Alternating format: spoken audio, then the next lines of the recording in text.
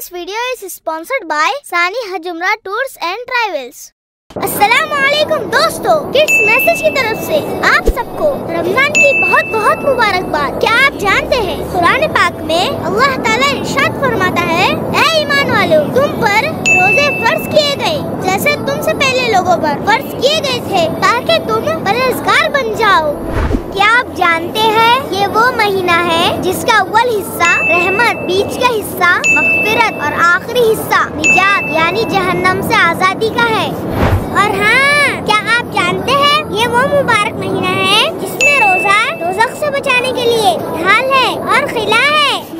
और हाँ, रमजान में एक नेकी का सवाब 70 गुना हो जाता है।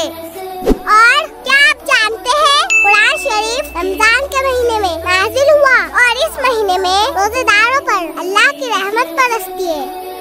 और क्या आप जानते हैं इसमें एक रात शबे कदर है जो 1000 महीनों से बेहतर है। तो इस महीने खूब इबादत करें और ढेर सारी नेकियां कमाएं।